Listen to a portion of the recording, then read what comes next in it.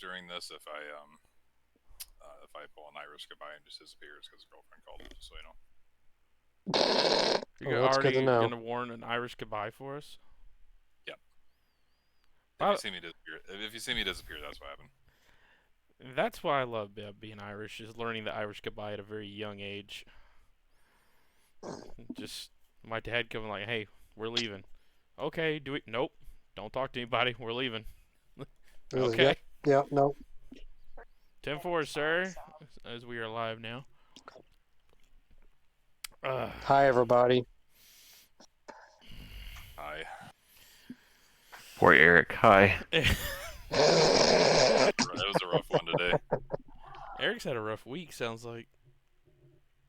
I don't know what it was like in the Trucker Xfinity race, but Truck was not bad. The Xfinity race I got destroyed, and the Cup race was good. So from the truck Discord, it didn't seem like it was good. Well, when you have two people multiple laps down from one another, decide to try to, measure whose dick is bigger, and then cause a wreck with two to go. And yeah, that wasn't fun. But Corey, they're still racing. they weren't racing. Dude, they were on the track together, but I mean, that was about it. But it wasn't even for position. That's my other thing about it too. It's like, why are you guys like trying to just? Well, first of all, why is the 6 coming all the way off from the wall? They're trying to run the middle of the straightaway. And the number 2, why is the 16 trying to side draft the holy hell out of the 6 for when he's not even getting that position to begin with? It was just stupid. Like, that caution was just absolutely unnecessary at all. Yeah, I pulled up. Oh my God, that's bright. I pulled up Wenzel's document he put in, and God, he writes shit in paragraphs. I can barely read it. It's like there's no spaces, and it's just all on top of each other. Michael would give us like what 5-6 sentences ish, something like that in each series. Well, it's one thing. It's one thing if it's like the talking points, but like when it comes to like to the after the race and stuff, then he does like maybe 4 to 5 sentences and that's it. Well, the cup thing is like there's like a page or more of this description of everything that happened. I mean, in another league that me and Travis run, I don't know whether or not what the points are at this point still, and we have a race on Tuesday. Yeah. Well, you won't be able to find out till Wednesday who makes it in the playoffs and who don't. Piss me off. Because that's going to be a scramble on if you figure out Wednesday and be like, oh, hey, by the way, I'm not in the playoffs, and then you're having to scramble to take your banners off or leave them on or if I find stuff out like Wednesday, that. I'm leaving that shit on. I fuck Maybe. That. Yeah. What are they going to do? Maybe that other league can hire Whitley to do their points too. What the problem is, according to Whitley, it's so easy to do. It takes like 10 minutes. Maybe they don't know the Whitley way. Oh yeah, like on our cup races on Thursday. I mean, the points are done like right after the race. By the time I get to bed, I know where the points are. What gets me is they do race reviews, which respect they do, but Whitley posts the points as they are, and then he'll go back and go, okay, after we race reviewed, these people got penalties, and then he just redoes the points later. So he posts them as they are, and then if we have to make, I wish they would do that. I wish they would just post as we finished. Here's the points, and then if they have to go back and change it, fine. Not just make everyone wait a week to figure out where they are. Right. But I don't know how to do the points, so I can't talk shit about it. But that would be the ideal thing. Do it as is, and then worry about the penalties later on. Correct. But like I said, I've never done the points, so I can't say yes or no to that. So Mm-hmm. I don't know. Thursday was a rough one for me. I've killing myself on that restart because again, it was like either line, every restart we had, every fucking time, it was like, are we gonna go? No. Yes. No. Yes. Maybe. Oh, we're going now. Okay.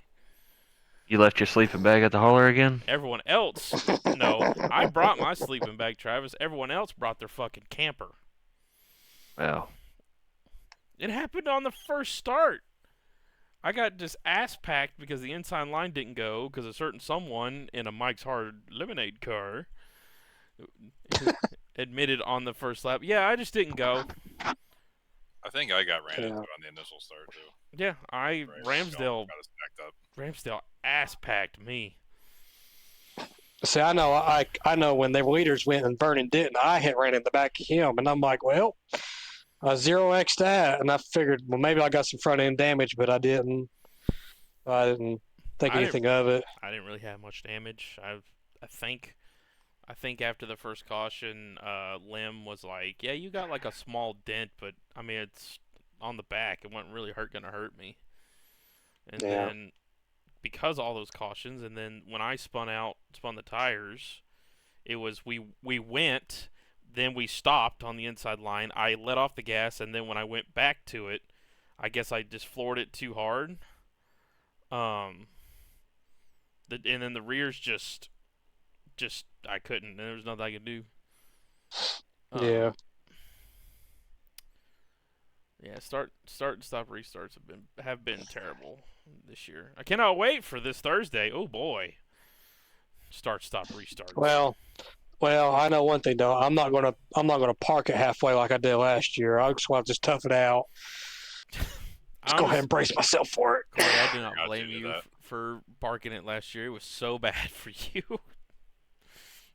Yeah, I don't have great hopes for this year, if I'm honest, for this week. When we go to places like Vegas and Homestead and have a lot of cautions, it doesn't give me much hope for Martinsville, but I hope I'll be wrong. I mean, if we have a full field on Thursday, that's what, 40, right? 40. God. Mm-hmm. There's going to be lap 1, a wreck for 37th. Cannot wait for that. I'll be in it after I screw up qualifying. That's the spirit. Yeah. Erik's already prepared himself. My qualifying has not been very good as of late. Been better than Whitley's. Mr. 37th. Yeah. Saying about Coda where I couldn't keep it on the racetrack, started dead last. Hey Josh, do thanks, Chargers have to make a qualifying run? I want to thank the rulebook for allowing me to race. Nice try to someone for asking about that, but I'll take. And then I know Vernon mentioned about with Austin Walton about that whole black flag deal, and he's like, "Can you get people?" It was like, how can you be able to know if people's already in the back? Because I mean, you can't. It's hard to try to give someone an EOL when they're not caught up in time, because usually the rule does say is like if you don't ask for the EOL, and you put someone get a black flag, they get a black flag too. Correct. That part I get, but we was coming to the green. I mean, it was way too late for that. Yeah, if you know you're not to try to get EOLs in. If you know you're not going to make it by one to go, I would understand asking, "Hey, I'm not going to make it, and those guys are going to get a black flag, just give me an EOL." But if we're coming into turn 3 and the box is already switched to get ready, it's too late. Like, you're just going to have to eat that one. I'm sorry. And yeah, it's not all their fault, but I mean, I get both sides of the argument. Like, I understand that. Yeah, and it makes things a lot harder too, with the fact you don't got to sit in race control like we do for Xfinity and truck. Right. I don't know. Which I still vote on. We need a sit in race control for truck or for Cup. Might need a new one for trucks after you've had enough doing it. Yeah. Corey's well. about ready to retire. Or Corey, it's almost every week in the truck race, something weird will happen where he's got to fix it. Because it's like, well, what was it? Let's see. I'm trying to think it was because I know Daytona was one thing. I can't remember what Daytona was about. Let's see. So at Atlanta, pit road never opened. Yeah, so there's that. Weird. So the whole field drove by pit road and never got the opportunity to pit. Mm-hmm. Yeah. And then at Vegas, we managed to wreck before half the field took the green flag. So iRacing got them a lap down. Yeah. Yeah. So I don't know. See what happens. And then Phoenix was the whole thing with the trying to get people to wave around, and they would pit. And no, wait a minute, that was Vegas. Never mind. So Phoenix, I'm trying to remember what was Phoenix's problem, because that was something too. I'm currently trying to delete this all out of my system as of now, because I'm just so had it with it. Because it's always something. Nothing happened to Phoenix. The trucks didn't go to Phoenix. I wonder, Corey, if once the SCS trucks are over, if Josh will let me sit up in the booth with you, so there's two of us. Yeah, that wouldn't be a bad idea. Because usually I know it's me and him that's up there in trucks, but there's still times I got to rely on him to be like, hey, what do I need to do on that and stuff. Well, it's like at Atlanta with the pit road thing, though. There's a couple guys that were kept saying, "Oh, the pit road's not open, pit road's not open," and I was the one that called out. I was like, "Dude, give him a fucking minute. Like, he's working on it. Like, just give him a minute." Yeah. Which I've still got to try to lay out all the pit commands, like every single one. That way, I have everything. I've yet to do that. I need to do it ASAP. But I think that, and it seems to be happening at every racetrack. Like, it's immediate 2 to go. It's like we barely have a chance to get in and pit. I don't know if that's just with the update or how they set up the session. Yeah, who knows? I assume the session. I will say, though, with the graphics update, shit looks good. Mm-hmm. I was saying that. Probably a little too good. I was saying that. My potato of a computer seems to be handling it just fine. So. Well, you didn't get the graphics update. Erik stayed the same. It's like, what graphics update? Because our night race at Charlotte this past week on Wednesday, it looked hella good in the replay. We raced Wednesday? Yeah. Yeah? I don't know what you're talking about. No, you don't? Nope. Plus, Charlotte is one of the tracks that put a higher strain on the computer too. I know Charlotte and Daytona are pretty bad. Man, I tell you what, I always said it. Charlotte, for some reason, that track never sticks in my mind. It just feels like it's too generic until I get to the track. I'm like, oh, I remember now.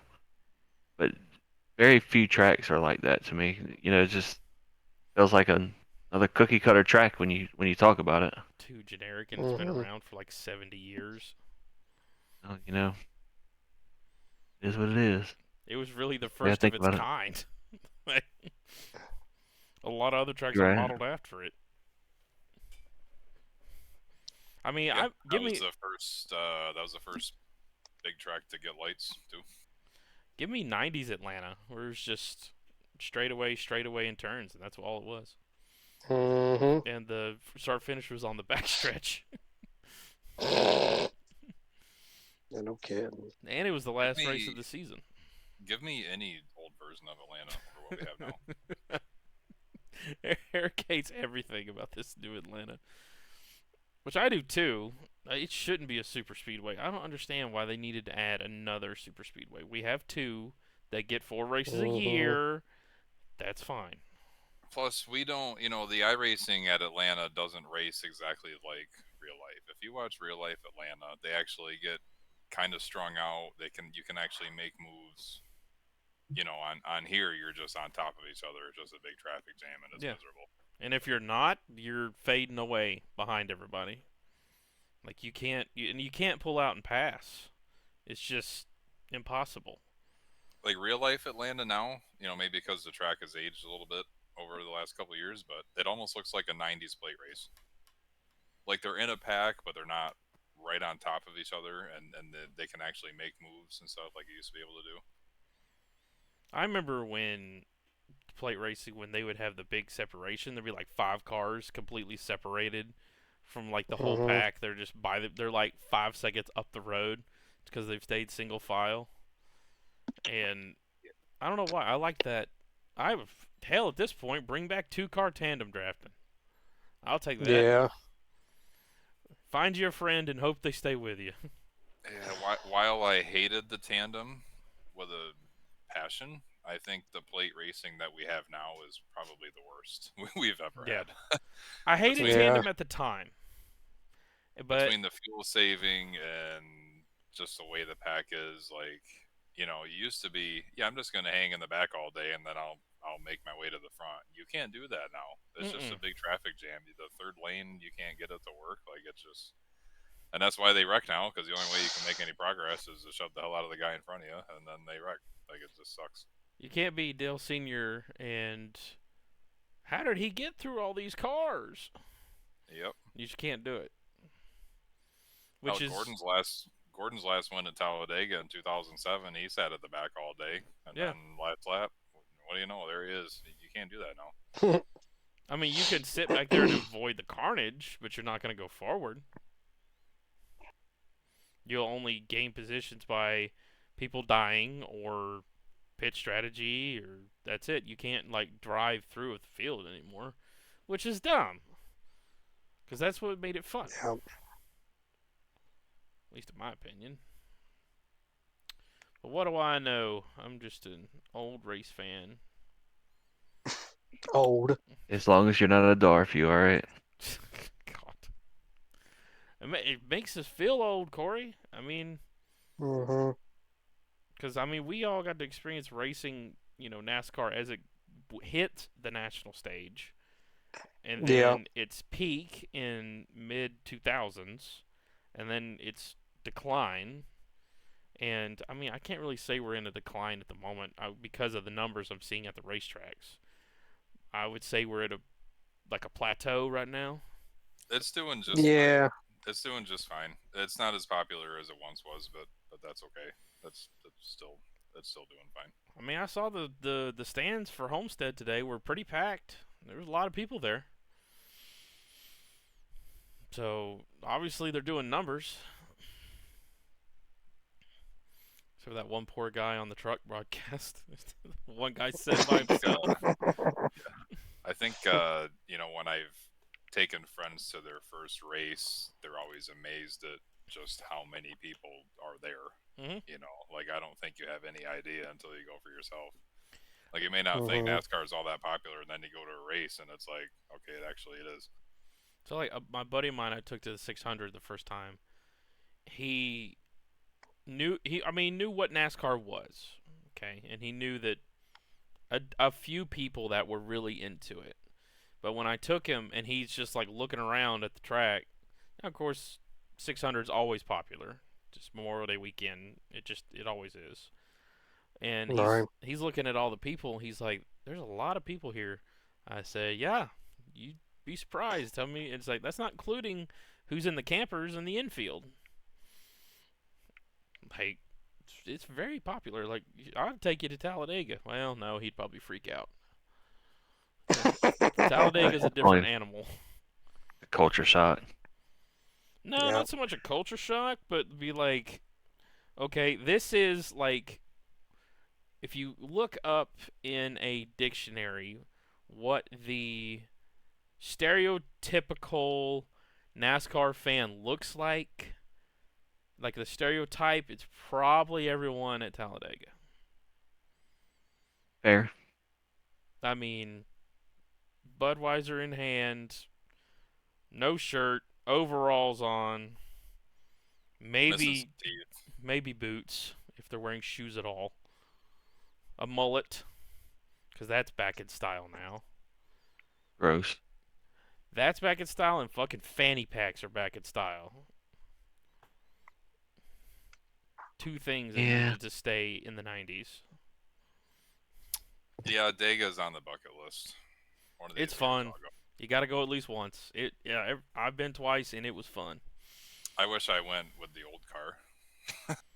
I went in 2013, and then I went in 2019. 13 was the best one, in my opinion.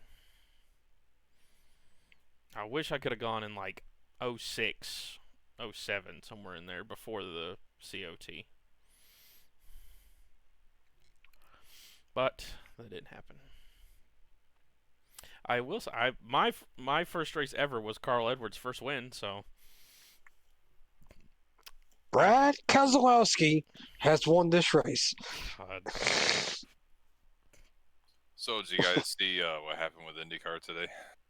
No, I saw what you parts of it. said, but I didn't catch like what exactly happened. Yeah, so I typically hang out at my parents' house on Sundays and watch the race, and we've got two TVs. So I had the Cup race on one and the IndyCar race on the other. And then I see that NASCAR is on both TVs. And I'm like, okay, what's going on? So then I get on Twitter, and apparently, I don't know if it was a Fox issue or a racetrack issue, but they lost the feed.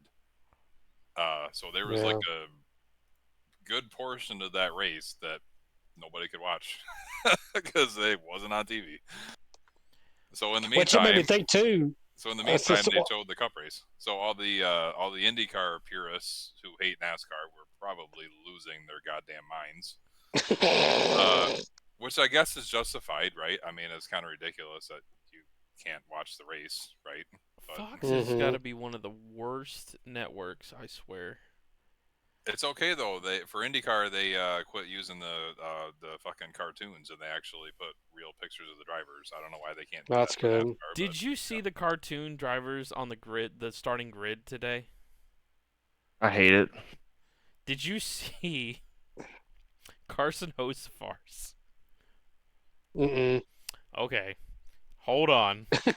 I've recorded. I record. God, I record the race. Why did you sign me out, you piece of shit? I record every race, just in case I don't see it. So let me. You think Carson looks goofy? You ought to look at this mess. It's bad. Let me see. It's in my library.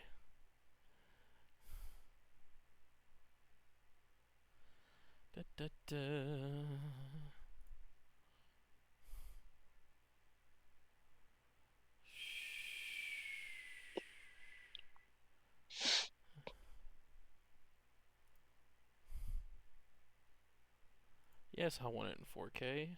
Oh, that's still loud. Turn that off.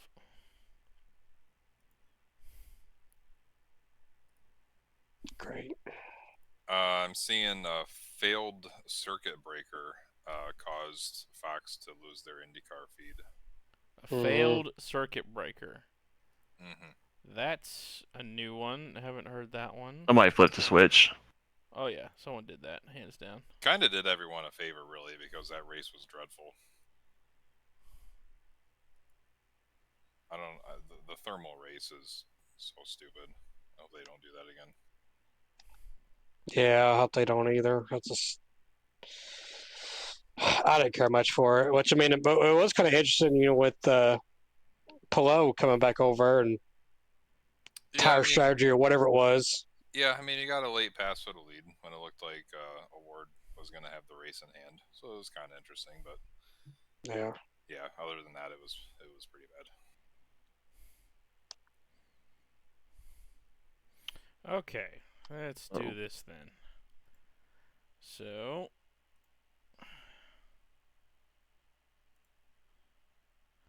oh, it won't let me do it. Damn it. It's well, if y'all, it's doing that thing where it automatically blocks it when I'm streaming, I guess, because of YouTube TV, thinking that I'm stealing it. How dare you? Oh yeah. which I bought it and I DVR'd it, so they can go fuck themselves. Hang on, I'll do a still shot. I can do a still shot when it gets there, because you've seen most of it. Ty Gibbs looks like a literal child. Yeah. So he's accurate then. I mean, yeah. Talk about somebody's had shit luck. Or, like, a shit drive in the last, what? I didn't see where he finished today. Yeah, Gibbs has been really bad. Like, he's had some wrecks and stuff, but he was probably running 25th before he wrecked most of the time, so. Kids, Gibbs finished P25 today. Okay, so he still hasn't making it out of the top 20 in 12 races from last year into this year. Oh, there it is. Also, on a side note, Jimmy Johnson is still ahead of Cody Ware in points.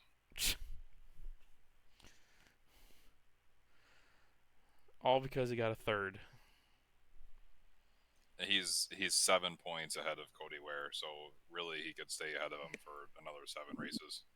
Oh, I even tried to take a screenshot. It won't let me screenshot. That is so stupid. Wow. So you could get away with all that stuff when you do it to YouTube itself, but just not UTTV, I guess. I guess not. I guess because it's Interesting. considered property rights or some stupid shit. Yeah. But if you get a chance, I mean, Carson's face looks like the Joker. Like, the way they've made it, it looks like the Joker smile, and it is the creepiest thing. He didn't wreck nobody today. I was surprised. Jeez. So, not to change the subject, but I just got on Facebook and looked at Kyle Busch posted, just randomly with no context, news at 6:51 on Monday. That's a Wonder what specific could that be? time. Yeah, very specific. And what news are we talking about? Wonder what could it be? I wouldn't think a team change. He's still got another year on his contract, I think, don't he? Well, the 51 is not a coincidence because, Right. you know, that's his number. Right. And he posted 1851. He used military time, so 18 and 51, 2 of his numbers. Okay. Right. Damn, I converted that, didn't even notice it. Yeah. Idiot. Fucking idiot. Oh, fucking idiot. Yeah, I don't know. I hope it's good. I mean, I can't take any more. I think I could take any more Kyle Busch bad news. How old is Bruxton? Not old. 12? 12, I think. Yeah. We can find out real quick. Oh, he's even that old. He's only 9 or 10. Well,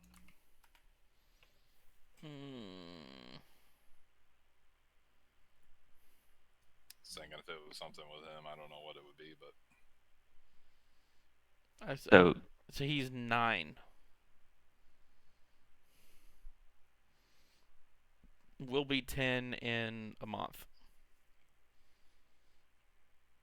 Gonna be in some sort of late model or something. He's coming to Cup. Jeez, the youngest Cup driver. He's gonna get a waiver. Speaking of kids and late models, Wyatt Miller, who is the Kelly Earnhardt's son, won his first late model race in his second start. Ooh. All right. Nice. I like that. Can't say getting the Earnhardt name because he's a Miller, but Yeah. didn't one of the Deegans just get arrested? Yeah. Well, Hayden. Really? What did Yeah, he Street do? racing. I put it on there like Friday or Saturday. I was like, no way. For I think it was like doing burnouts or something. what they considered like street racing or something like Oh, that. he did a burnout and got. That's The- it. The official charge was street racing / stunt driving. So he literally could have just spun a tire, and it depends on how the cop wanted to be. You Accused know. of doing donuts in a parking lot. Oh, come on. Brother. No. Brother. Yeah, I found an article right now. If we're Hold getting up. arrested Okay, so that's for not as that, bad as I thought it would be. if we're You getting mean to arrested tell for me that, I should if be you under get the jail. God. You mean to tell me if you get in an accident, somebody backs into you in a parking lot, it's the cops have nothing to do with it because it's not on a public street. But if you cut donuts in it, oh wait a minute, Where was that's kind of this? Did it say? I think in Florida or something like that. Well, I mean, Florida's hit or miss. Cops are real dicks. Well, down there. Depends on where you're at down there. But if we're getting arrested for doing donuts in a parking lot, I should be under the jail. Especially when it would snow around here, we'd go find a parking lot and be doing donuts all day. That seems I don't know what that's like. that seems ridiculous. Yeah, well, when you live He somewhere was that in, doesn't have gators, it happens. He was in an Yeah. Audi R8. Who wouldn't? Who wouldn't?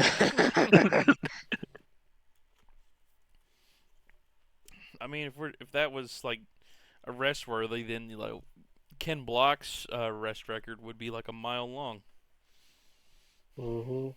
Charged with street racing and stunt driving because he was. That just sounds like it was a state trooper being a dick to me. I bet. That's exactly, yeah.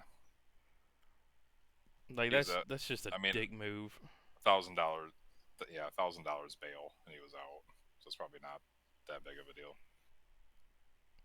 That was a cop that had nothing to do that day, happened to see it, and was like, "All right, well."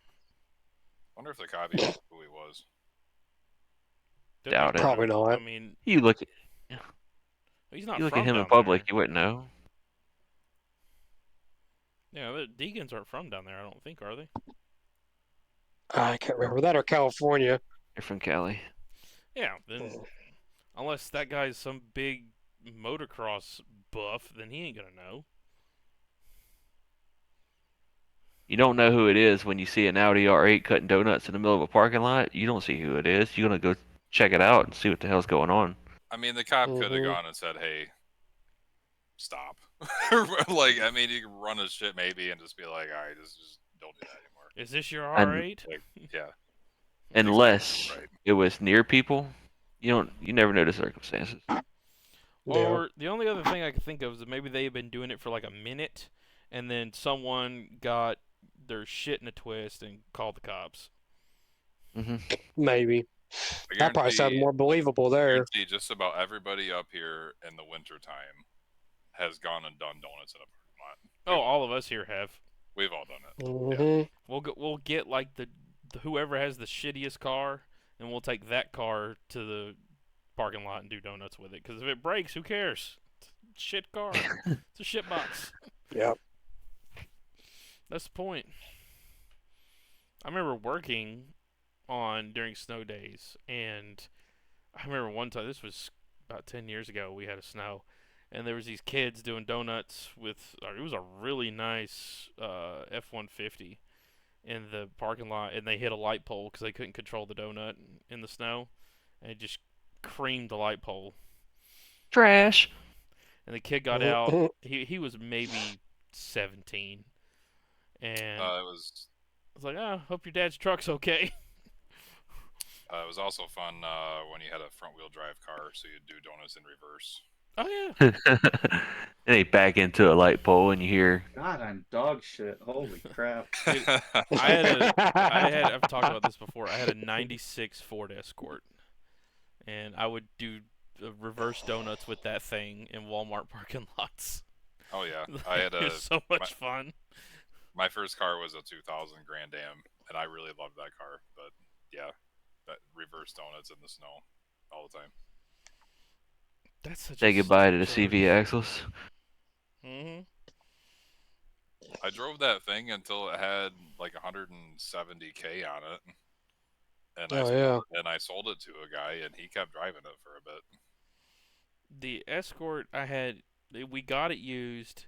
My brother drove it first, and then I drove it. It had like 220,000 miles on it, I think.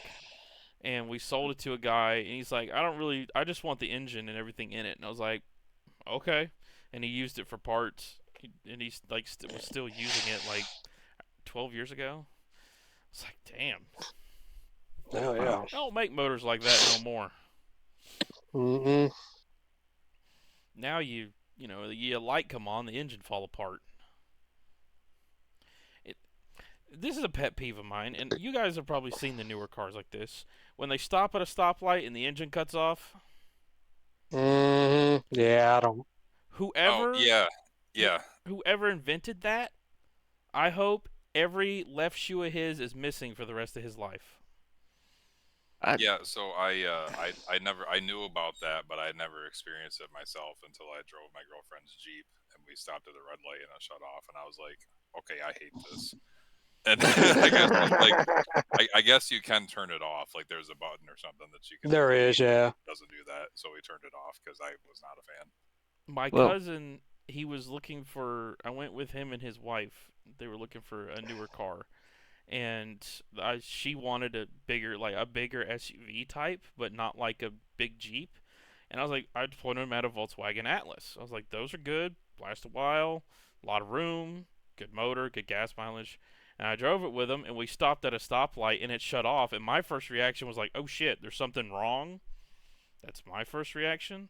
And then my cousin was like, no, I think it's just, it has that start-stop thing. And I was like, nope, you don't want this car. Mm-mm. I wonder if those have the same 2-liter turbos that's in your GTI. Or I'm sorry, you got a Golf, but the same one that's in the TDI. GTI. No, I think it's a, no, you might be right. BR6. maybe. You might be right. Because I know that one had a turbo on it. So you might be right. A variation of it, anyway. Well, it's probably going to be a bigger one because it weighs that much more, too. Yeah. But I don't know. I just think that feature, and they're like, oh, it's supposed to be economical. I'm like, yeah, but your starter's going to go out faster than your motor will. You keep doing that. So that's a common misconception, and I thought the same thing, that they were based on the starters. I know at least for my truck, supposedly there's 3 different ways that it can start. You got the regular starter, and you got some kind of belt that's activated by the electric motor. If it's a hybrid, it actually a bump start. You'll never hear the starter kick in.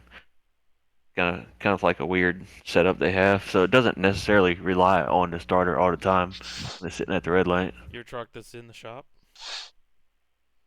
Yes, but not for that. No, it's just a software deal. Did you get the windshield fixed yet? In the truck? Yeah. I didn't have an issue with the windshield on that truck yet. Crack a windshield? On the Volkswagen, yeah. Oh, on the Volkswagen. Yeah, Oh, who that's cares? what it It's on the was. Volkswagen. Who cares? It's on the Touareg though. It's a little expensive. Oh, never mind. Okay. If Mhm. maybe that matters a little bit more. I'll say Safe Flight wanted to tell me $1,400. I said I think the fuck not. Hey, I give you 1,400 reasons why I'm not going to do that. So Safe Flight likes to tell you that you have to recalibrate your lane departure camera. No, you And, don't. You don't have to. You don't have to. And they also like to say, oh, we can't let you leave unless you do it. No, you can get it recalibrated at the dealer for cheaper if you wanted to get it recalibrated. Oh, But no, like you said, you don't have to get that shit done. Man, I hate all that safety feature bullshit. That's in Safe cars. Flight's standing there with a gun. They won't let you leave. Yeah. Recalibrate it. Like you can't By the leave. power Sir. of glass compares you. No, sir, you can't leave. Like, but I could just no, sir. He just whips out like an M16. Like no, can't leave. Recalibrate that right now. I'm glad that I've never had to use like those commercial people like Safe Flight for anything. Just my local Right. mechanic here, and he's had a garage for like 30 something years, and he's like, yeah, I can do that for like half their price. I'm like, sold. And I know when he does it, it's actually gonna last.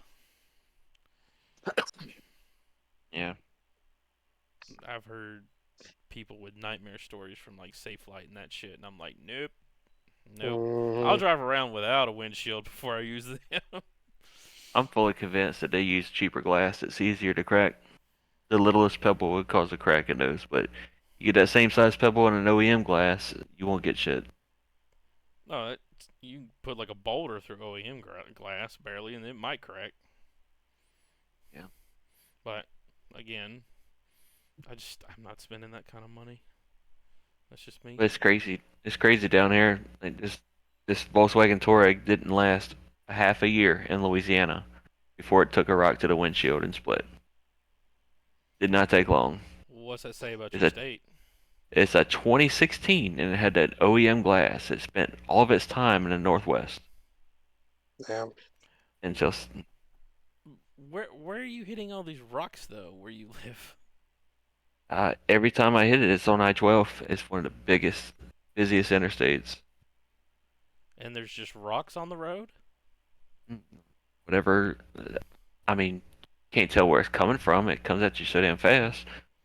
Well, I'm not asking you to like I reach your mean, what hand the out and fuck? grab it, Travis, as you're driving. Like I'm not saying, "Hey, catch that It, rock." Like, it could have came off a trailer ahead of me or something. I don't know.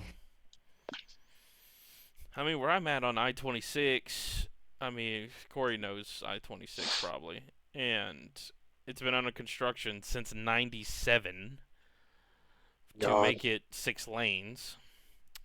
Because, which it needs to be, especially up towards Asheville and the I-40 interchange. It is terrible up there. But so the first contractor they had ran off with all the state's money. Like, dude just took the money and disappeared. Then the second contractor went bankrupt. The third one quit, and now they're on their fourth one since '97. So it might be done by the time I'm dead. Maybe. Probably not. Good luck. I'm just driving down it every other day going, man, this is my tax dollars. Look at this. Ain't even got halfway done in 20-something years. Yeah. Well, at least we could all be I driving just on I South just can't Carolina believe that roads. I can't believe something like that takes that long. I'll never understand. Well, it could be South Carolina roads. Yeah. If you've never, I mean, the two to my right here probably never driven on them, but if you've ever seen the first Cars movie when Lightning McQueen fake paved the road, that's pretty much what South Carolina roads are like. It is Yeah. bad. It's basically like driving on sandpaper almost, except with more rocks. Ah, Homestead. Gotcha. Tell you what, some of the back roads up here on my route are really bad. You literally hit a section of whoops. I think I've caught some error in the work truck a few times. I have on mine. I mean, definitely I'm not have, with him anymore, yeah. but that was, and that's what I don't get. And if those who haven't been a delivery driver, Eric will know this, but you'll be like going to this house, and they're like, I want this at my front door, and you're looking at the driveway, going, how is this a road? Like, I can't get up this. Mhm. Like, how did they even get up this? And then it's always some old fucker that's like, oh, I drive this all the time in my little beat up Tacoma. Well, congrats, dude. Your Tacoma don't even weigh half of what I'm driving. You gonna come dig me Yeah. out? After you do it for a while, you learn to not risk it. You know, like if you look at a driveway and you're like, I'm not sure if I can make it through that, just don't do it. Not worth it. Mhm. There's a ground driver that he went up it was a really sketchy, like, side of the mountain driveway, and he caught air, and when the truck came down, it broke the right front axle, and there it was on its side in a ditch. And I'm like, that is not gonna be me. I refuse. I will Dang. put it and make them people walk. So you want it that bad? Yeah, Yeah. so I actually drive I got a Ram ProMaster. Oh, look at you! Yeah, that's kind of fun You to drive. got the biggin. I just had one of the old Ford ones that was just terrible. Terrible. That's what it felt like. The Transits. Yes. Oh man, biggest pile of shit I've ever driven in snow in my life. Looking Ford Transit. Oh my god. I feel like they just imported them straight over from Europe and just Well, they're nothing else. they're rear wheel drive, and it's just a big empty box, right? So if you're not loaded, you got no weight on the tires, and if there's any kind of snow on the ground at all, I forget it. You just don't Yeah. go anywhere. You just wherever you are, you're there now. That's where you live. You're not going At least, anywhere. yeah. At least my Ram is front wheel drive, which is a little bit better in the snow. But I do not miss having to try to deliver to some. There were some neighborhoods that weren't bad when it snowed that they would get someone private to at least pave us a way to get through them. But if I saw like any driveway with a bit of snow in that thing, I was like, nope, this is either gonna A, go back, or B, I'm putting it in a trash bag at the end of your driveway and you can come get it. mm-hmm. Because to FedEx, you deliver to the address, not the front door. Mm. We'll try to get Yeah, it to your front door. I had one day this year. This is probably the only time I've ever done this. I've been there almost 7 years now. This is the only time I've ever done this, but I was only not even halfway through my route, and it was the worst weather that I've ever tried to work in. Like, couldn't see anything. Nothing was plowed. I mean, I was getting stuck in the middle of the road. So I called my boss. I was like, "Yeah, I'm not doing this. I'm coming back." And he was like, "Okay." So I brought most of my shit back. I said, "I'm not doing it." Yeah. It's Travis like is probably like, this is what them fuckers do down here, I bet. No, that's how this was really really bad. It's like even if I tried to stay out and work, like I wasn't gonna get anything done, and I probably would have gotten stuck, and he probably would have had to send me a tow truck at some point. So I was like, no, I'm not doing this. Yeah, we had Yeah. one it was a really bad rainstorm back in December, and it was cold here, and it got so bad where our dispatch called all of us as, look, whatever you got, just bring it back. Like, we're not gonna risk you guys being out there. You may deliver half of what you got in the first place. Just bring it back. Yeah, they have done that with us before too. Just send out a message to everybody, say the weather's getting bad, just come back. Yeah, poor Travis down there. Like, every fucking day, this is what they're doing. That's why I can't get my shit down here. I'm telling you, man, this FedEx is the worst in my area because their hub is so far away. It's always something with those guys. If I get something shipped by UPS, no problem. Where is the closest airport to you? Major airport, probably it's going to be New Orleans. And how far, well, in distance and time, how far is that away? Maybe 50 to 60 miles, probably. So you're, no, yeah, you might be on that mid to outer outskirts of where that hub probably comes from. Because I assume that's where the hub is near the airport. Nope. Let's see. I'm about to look this up now because I'm genuinely curious. Say, because mine was right next to our Asheville airport. Because that's where Express gets their crap, so.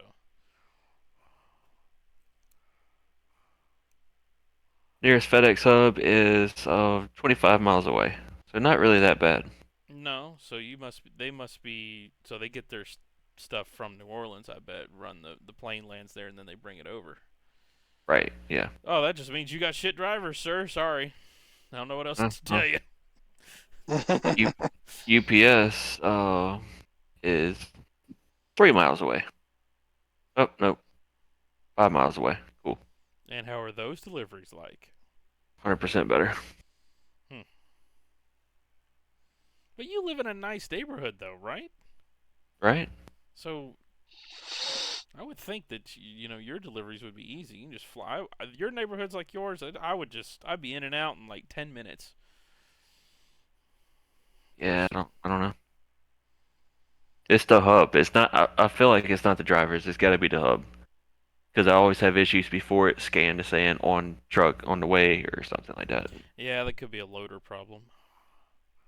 Which Erik doesn't know what that is because he loads his own truck, I bet. Yeah. Yeah. Ooh. Whereas I was on the ground side where we had loaders that did it, and there was many a day that I would be going through my deliveries and go, oh, I've only got 5 left. And then I look back there and I'd go, why do I have 8 packages and only 5 stops? And I look, I'm like, oh, cool. These 2 stops weren't actually scanned to my truck. which they're on my route, but they weren't scanned. But I was one of the drivers nice enough that, you know what, I'll take it there anyways and deliver it. Look at you. Look at you. Well, if it was like within 5 minutes to 10 minutes from where I was, if it was like on the front side of my route and I was on the back side, nah, you're getting it tomorrow. I'm not going back for that. I'm doing my last few stops and going home. Heck yeah. So that's kind of changed the subject up a little bit. Corey, I tell you what, I just got done doing a little test drive with this straight drive wheel. What a difference! Oh yeah, Dude, we fucking it's told you. a step up, ain't it? Well, yeah, I fully trusted y'all, but you never know until you feel it. You know what I mean? I made a huge difference when I switched from my poor old 923. It finally got retired, and I switched to a direct drive. I'm kind of nervous. I shouldn't have. I was just bored today and just wanted to go ahead and make the swap. But I probably should have waited till after the championship, the season was over for SCSRA. But Travis is gonna be dog shit the rest of the playoffs because and we're going. he's been trying to figure out his wheel. We're going into Darlington you too. better do a lot of testing's all I can tell you. Yeah, you better be testing like tomorrow night and be that's all you do when you get home is you test. Yeah, you gotta put up hours just to get familiar with it. Oh well, it's fine. I'll be okay. Everything's gonna be great.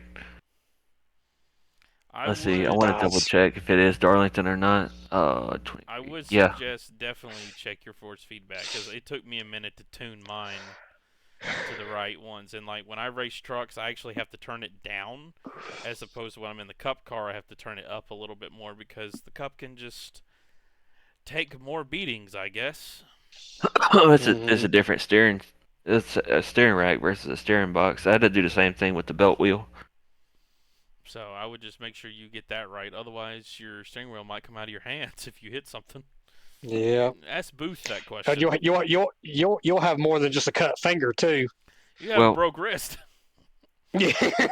So I noticed it so I tried it out. I hit the wall a couple times, and the initial contact you don't feel it, but it was like when you come off the wall, it's when I felt it. It was kind of weird. You feel the bumps in the track more though. Oh, you feel everything. Exactly. That's why I can catch when I spin and whatnot better now. When I get loose off a corner, I can catch it better because I can already feel when it's getting loose and already be counter steering for it. Yeah, that's something that I was noticing. Eric's like, what's a direct drive? What's that? Oh no, he knows it from Indy last year. He knows exactly what it is. What's force feedback? What's that? They'll wear your ass out. Yes. So when Corey and I went to Indy last year, they had an iRacing thing set up at one of the tents. So we got on, and of course it was an Indy car around Indy, and I was like, damn, I'd be wore out after a race on this, because obviously that was like direct. I mean, that was a really nice setup, which I'm not used to because I'm still rocking my old G27. Yeah, but someday I'll upgrade, maybe. Fuck him. Never. Mike Wheels in the chat. He goes, man, look at this sausage party. Tell him to come on. We make room. Hey, Mike, he could be the meat in the sandwich. Mike sent me, and he forgot about this. He sent me a scheme he had made me, and it's a purple fucker scheme. And I'm gonna run it at Martinsville this week. When I saw it, and I was like, "Uh-oh, here we go." Hell yeah, compadre. Yep, that's me. Man, it's been I'll be happy to see Mike back at the racetrack. I'm missing him.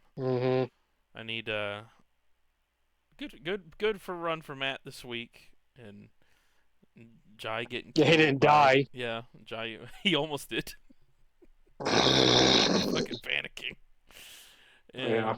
I almost killed somebody too. I just wounded him and wounded myself in the process. There was at one point after you hit Lim, he's like, man, Corey is just not happy tonight. I wonder what happened. And I immediately went, well, he did lose in college football before he got on here tonight. Yeah. Yeah, it was. God, I felt so bad. I felt like I did something wrong. Well, I fully expected, I'm like, oh shit, Corey's gonna be pissed, and he's just gonna go out and beat us by 20 seconds. I wish it was like that. But the moment I got that damage from Lim, where I ran into him, it kind of just killed my car because that 23 seconds, it was all in the right front. So I was wearing the tires by maybe 3 times more than what I had been. So in that last green flag pit stop that we had, I didn't realize how bad it was. Well, I come to find out it was like I think 67 on the Ooh. right front and like Ooh. in like 89 on the right rear, and I'm thinking, yeah, that's it. Nah, So dude, yeah, I was dying. all mine was on the left front because I went into the infield wall on the left front, and it didn't break the toe link, it bent it, I guess, because the damage, it came up, it said there's an issue with the toe link. But then when I went to pit the first time, he was like, it's all fixable. I was like, okay, so does that mean it's bent? Or, because it's not broken, because I didn't have a required. So I Yeah. don't really understand how that works with the damage model now. But after that first run, and I had 3 minutes 15 optional. I was able to fix it down to like right at 2 minutes. But after that first run, my left front was worse than my right front. And you talk about tight, it would not turn at all.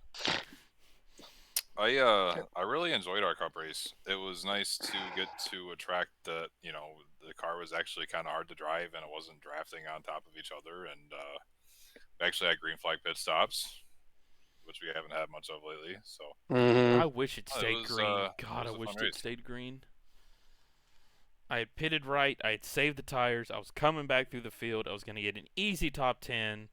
But no, we couldn't go green the whole way. Yeah. And then you well, had somebody spin the tires too on the restart as well, and the funny that thing was Corey? yeah. So at both Phoenix and Homestead, you know, we had a late yellow, which I was pissed about, but I actually ended up finishing better than I would have. So it's actually worked yeah. out for me. But usually I'm content. All right, give me my top 10 or whatever, and you know we'll get out of here. Then usually when a late yellow comes out, I expect to get junked, but that didn't happen. So that was a fun battle at the end. I know Jordan probably doesn't agree after Vernon killed him, but until that, it was Jordan's still mad. it was a good battle there the last few laps. It was fun.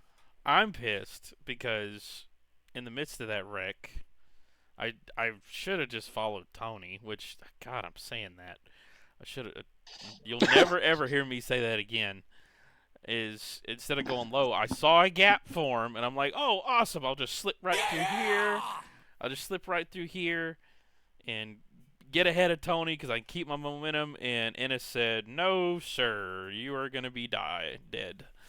And me and Michael both had broken toe links, and if you watch the replay, us just creeping across the line in 14 and 15. I literally, it would not turn, and so I gunned it, and I admit I kind of wall rode around to get to the start finish. Cheater. Hey, iRacing didn't flag me. Because it's supposed to flag you now if you do that. But I guess because I was running at such a slower speed, and it wasn't, I was barely doing like 120, it's not going to flag you for it. I gotcha. And it's the last lap. Well, the more you know. Oh, and when I bent that toe link, when I spun into the infield on the restart, I was going 37 miles an hour. Apparently that's enough to bend a toe link. Thanks, iRacing. You got the Whitley glitch there, or the Whitley strat. I have gotten more damage in iRacing from slower hits than I have hitting someone like 200 mile an hour. Yeah, I got put in the fence pretty hard. Is either the 9 or the 33. I forget which car it was, but somebody just stuffed it under me into one and didn't stick and put me in the fence. I thought pretty hard, but I didn't have any damage, which is kind of surprising. So, see, that's what I'm talking about. Sometimes, like when I hit the inside wall, I was like, "Oh, I'm gonna have arrow damage. Probably need to get that looked at." Nope. 3 minutes 15. Awesome. I see iRacing stood it and clean up a little bit on the netcode damage. What was that Wednesday night? I had some weird damage when I net coded into somebody. Dude, that code has been terrible the last couple weeks in every series I've been in. I don't know if everyone else experienced it, but it's been bad. Oh man. That one on Wednesday night, Travis, I forget who it was that got in that wreck. It was like middle of the race wreck, and I mean, you could fit like half a car in between that net code that they had. Right? I forget who it was. I mean, and it could be people's internet, I assume, is part of that, but I've never seen it this bad. Oh, and then on Wednesday, we had what, 2 people, Travis, that their VR shut off? I think. Oh. The leader, Oh, yeah. his had a black screen and did not come back, and at the same exact time, I had a black screen, but it came back like a half second later. Yeah. And I think Jay's his went black, and he just went all the way down the inside wall on the backstretch at Charlotte, and it just would not come back. So I haven't had That's that always- issue in a very long time, so I'm not sure what causes it. I've only noticed it since the last big update, like the 40 gig one was a couple weeks ago. I've seen a few people I know, including you, having that issue, and I hadn't really seen it before. I'll never forget the first time I had that issue leading an IndyCar race at Richmond, of all places. Talking about scary. You got 3 seconds before you get to the other side of the track into the wall. You got 3 seconds before you go around the whole track. What do you mean? Oh, At that point, you're just guessing. that was one of the Scott Bolster races.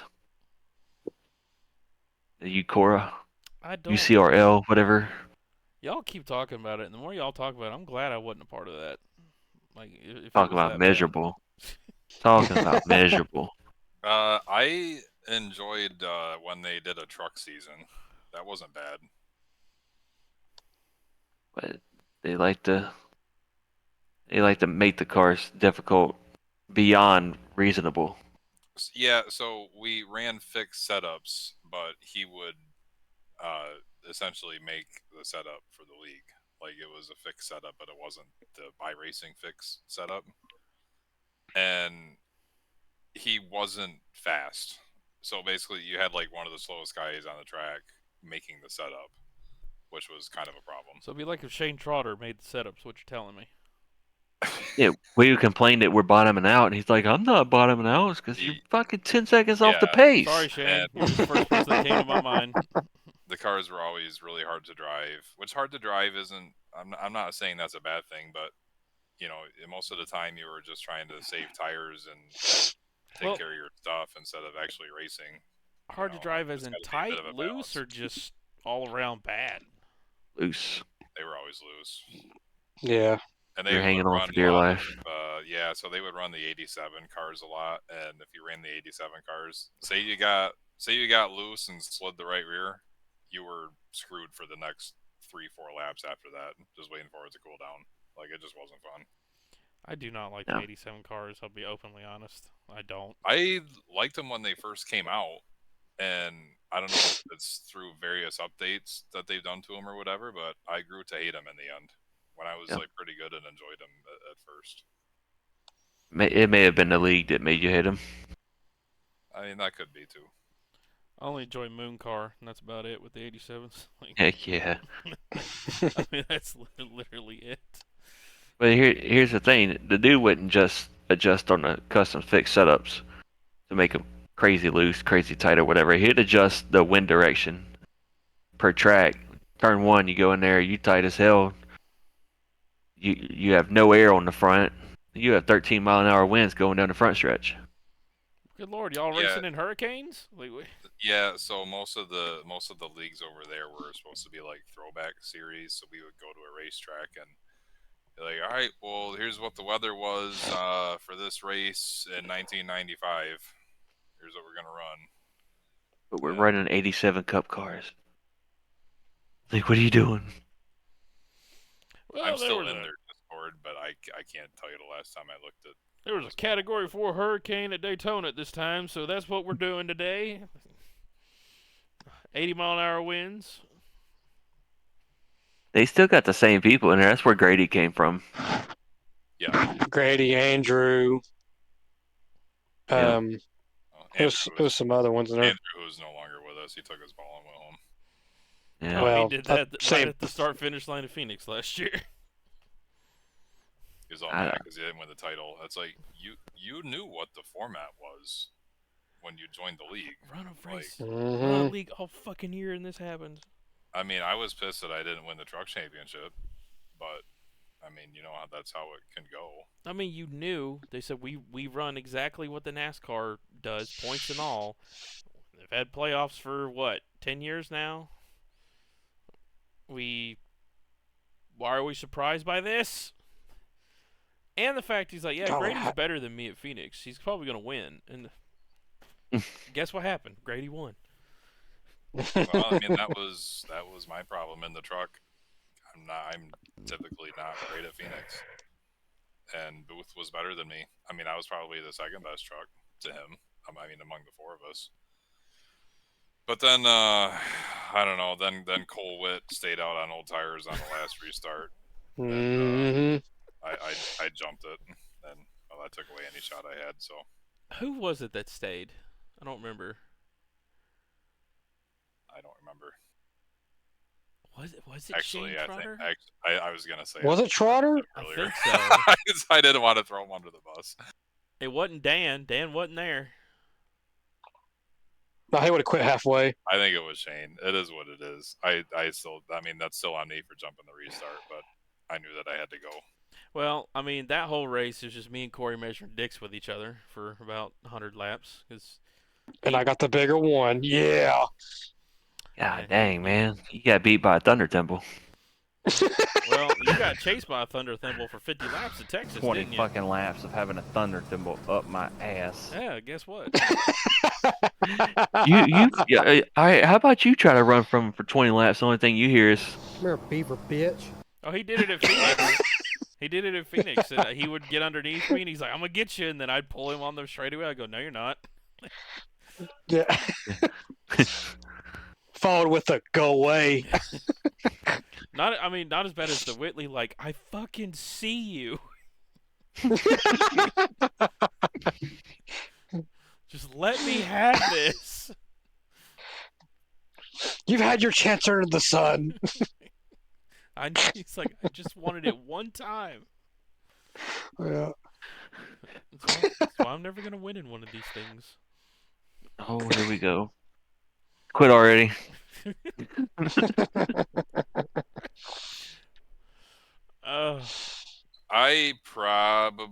don't know. I had a shot on Thursday when I was bottom 3 wide into 3, but I don't know. I probably pussyfooted it a little bit, but I'm not the type to use somebody up, so. If you had that direct drive wheel, you'd have been able to feel how far you can get in that corner. How much you can push the car. Not sold. No. He's not sold. I think I spent too much time on Thursday trying to save tires because I remember Booth, telling us like the best way to save tires, and I did it for too long. And then when it was time to get up and go, well, everybody was too spread out, and I only made up like 2 or 3 spots. Yeah. So. Yeah, I know. I think our tires were about the same all night. It didn't seem to matter much if you really tried to save or not. Yeah. Garrett, speaking of tires, what were you doing to your tires on Wednesday? Jesus Christ, you were consistently 10% less than me, and I am not the person to be good on tires. Taking a cheese grater to them. Hey, cranking that wheel. I wish I could. Motherfucker saying them out. Wish I could have found out what you were doing to help you out. So I happened to check Twitter just now, and William Byron said a Travis thing today on the radio. Ooh. He was pissed, and it was like midway through the race when he was chasing Blaney, and Gisbergen and Kyle Busch were racing for 32nd, and he literally says they're racing for fucking last. That's what he said. He said they're racing for fucking last and they're in my way. Hell yeah. I think any of us could have said that. To be fair, Yeah, you like, know. you gotta single me out. Shit. that and wrecking for last. I say that a lot too. Yep. Well, it's happened at the truck race Tuesday. Talking Oh, about. God. Record for last. No, the INRS. I'm still blown away that that dude, even with the video, was trying to say it's not his fault. I'm like, brother, there's 6 cars that could fit between you and the wall. Like, you literally took out the middle of the track on the backstretch where the guy below you on corner exit had nowhere to go. That was When on you both just- that was on both of them. That's when you just reply. I remember my first league race. But it is like a huge pet peeve of mine on iRacing is when the caution comes out late and it's the guy's running 30th. Like, Mm-hmm. just bring it home at that point. I mean, if it's a battle inside the top 10 and they wreck, I mean, whatever, that happens. That's a little bit different. But I don't know. I know if I'm having a bad night or if I'm putting around out there with a wrecked car or something like that, you don't want to be a problem. Like, you don't want to affect the race. Yeah. I don't know. I get trying to race and it is their race too, and I understand that, but you're Well, the problem was that they weren't even racing for position. no. They were just racing just to race. Yeah. Right. They could have did that in practice. Practice.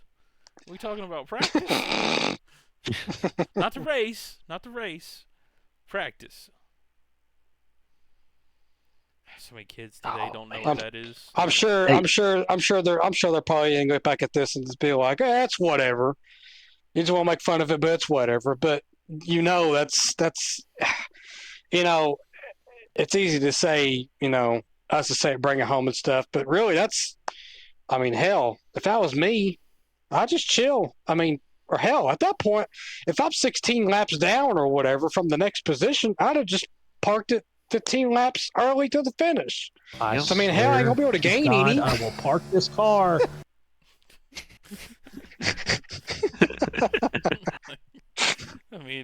That's how I feel. If I'm in that position, and I've been in that position before, I'm sure we all have, where it's just like, well, this is my bed now. I guess I'll just lay in it and just one hand cruise to the end, and maybe someone wrecks out and I can take another spot. Yep, 100%. Yeah. Like I said, if you're having a bad night, if your lap's down, you don't want to affect the race. So you're just trying to bring it home. Or you can just be like Corey Yeah. and just load her up on the trailer and head home. Yep. That's what I did at Martinsville last year. Yeah, but you got wrecked like 8 times. That was a little bit different. Dude, I can't situation. even remember what happened then. I'm not sure I want to remember what happened then. No, I know I don't. Because I remember the spring race. Of course, every race there is just bad. But the spring race, I remember being just extra bad. I want to say we had like 26 cautions. It was something god awful. So yeah, we got something to look forward to today. So maybe if Tyler Lim could ride the cautions, he can get him another clock. That's why I'm gonna figure out how to at least get up front so I could just stay there. If you qualify up front, Mhm. you're probably gonna stay there. Yeah, I can Pretty say that much. I can say that I hate Martinsville, but I went back and looked at my stats on SimRacer Hub, and it's actually been pretty good to me. So, And jinxed. well, it's fine. You say that now. All right, boys. I'm gonna go ahead and hop off here. We'll cut it short for me. All right, bye. Bye. Have fun, See y'all. clown. Gotta say something every time he leaves. Yeah. Let me see. There's a way to switch this to. Oh, is it no active season? No. Or is it this one? No, that's not it. I was gonna look at my Martinsville stats. Is it that one? Nope, that's not it either. Oh, it's that one. Okay, 2024 season. Let's see. The first Martinsville race. This one. Leader was Tyler Wim. I finished 8th in the spring race. How in the world did I pull Oh that yeah, off? your My favorite position. Spot. Yeah, you talk about boost top 10s. One of y'all finished 8th 5 races in a row. Same spot. Has to be 8th. Then you tell me. Tony finished 6th. Yeah, Erik he rode was the cautions 4th. too. Look at you, 4th last year in the spring. Corey, you were killed, so you're down here somewhere, ain't you? Yep, 34th. Yeah. Oh man. Yep. I didn't even bother racing Texas that next week too because I was just pissed by all that. 1 spot ahead of Krupa. Oh, thank God. If he finished behind, he was like, "All right, I'm retiring. I'm done." Yeah. Go ahead and do that broadcasting early in my lifetime. Dang, Booth finished 12th there. Josh Douglas was 3rd. Yeah. Like what? Well, do you not remember how that whole conspiracy thing with them trying to shorten the cautions because they would be able to make it on fuel? Oh, that was where that started. That was the race, wasn't it? Mm-hmm. Yeah. Yep. That's why that whole thing is like so controversial because they was going to try to shorten the cautions to get it going, and then after a while or so they didn't. Correct. Because Josh ended up saying something like where I was like, some people in front are playing strategy, and I'm thinking, oh God, you shouldn't have said that because that looks fishy. And then that was when that whole thing with essentially, I guess, all of them having to make it on fuel. Because keep in mind, Josh and Scott and Lim and all them, they were teammates last year. Yeah, Scott finished 10th. Oh, I And remember Mike, you that. finished 20th. You were right there, buddy. Yeah, because y'all didn't have Tony was the highest one of y'all. No, he was on my team last year. Yeah, forgot about that. I always try to put that out of my head. For y'all, Erik was the highest one, and then after that was Whitley in 15th, Travis in 18th, and then Corey in 34th. Mm-hmm. That was rough. Oh, Corey parked it. Well, I mean, Yep. I kind of don't blame him. I mean, let's be honest. Like that was just. Oof. I wonder if they should. I can't remember what time we got done. Was it like 11:30 when you all got done? It was something like that. It was like a ridiculous time. And guess what? In the fall, I finished 8th at Martinsville again. Hell yeah. I like that consistency. It's so stupid. Oh, Mike said he got incident point penalty. Did they put incident points then?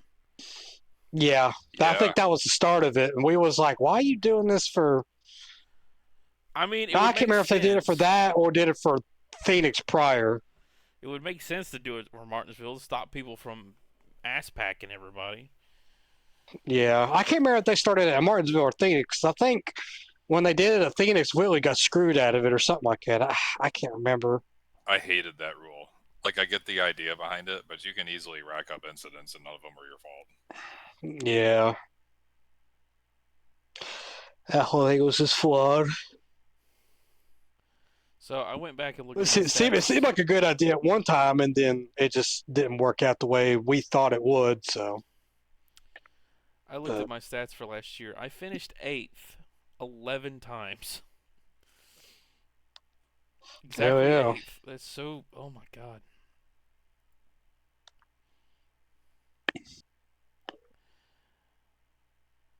Yeah, I don't know.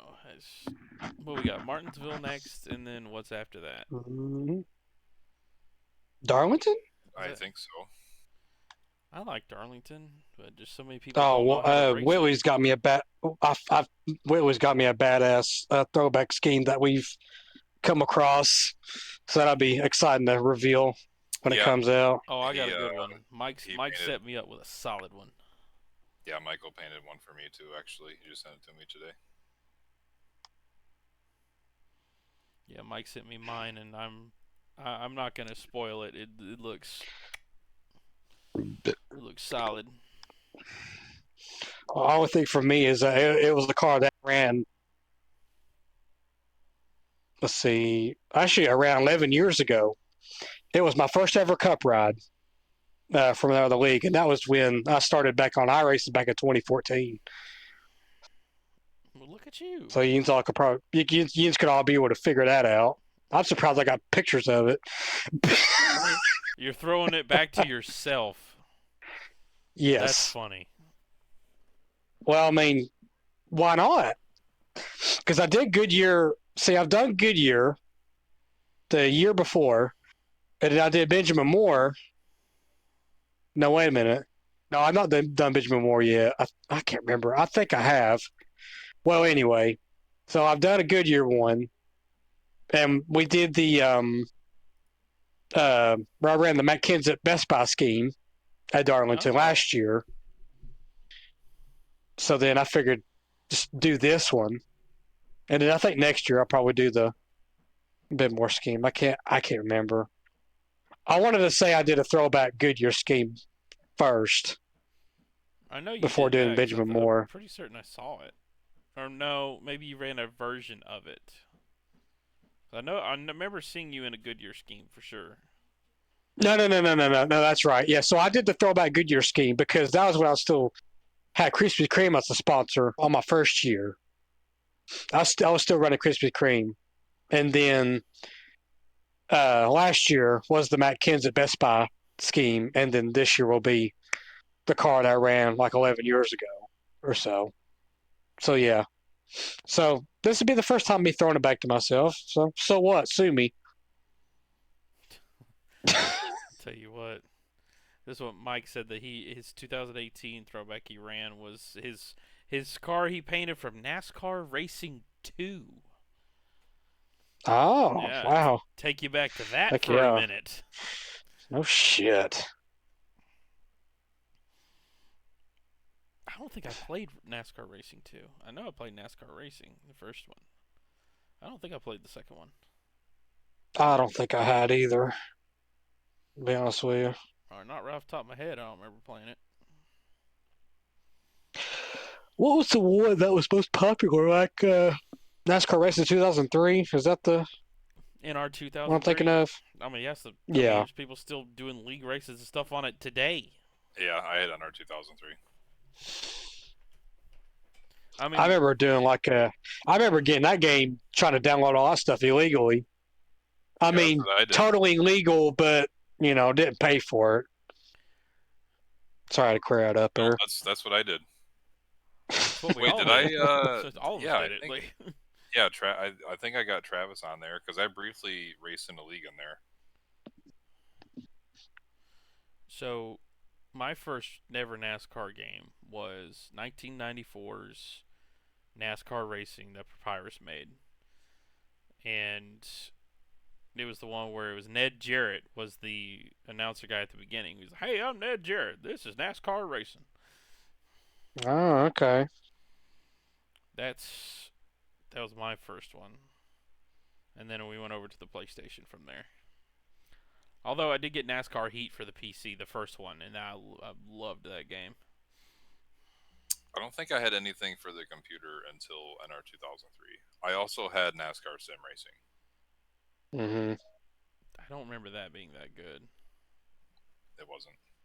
Checks out. But other than that, it would not. other than that, I had, I mean, basically everything for all the PlayStations. Sorry, with like NASCAR Heat or '98 or whatever it was back on the first. Yeah. And Dirt to Daytona is the GOAT. Yep. Entire base code for iRacing is NR2000. Yeah, that checks out, Mike. I assumed it was. I just want a career mode like Dirt to Daytona. That's all I want. I know it's Mhm. hard to ask for. Yeah, just fun. Just Yeah. from what's been posted about the new game coming out that iRacing is making, it looks promising. I just want Yeah. to see actual It looks gameplay, like though. Yeah, it looks like a pretty in-depth career mode, though. You could have all that, but if the racing shit, then, you know... Right. And then I know someone said they found a still shot, I think it was in our Discord, the INRS Discord, that they were like, it just looks like iRacing. I'm like, oh, wow, it's made by the same people. Surprise! It's like the cars look the same. It's not like they look different.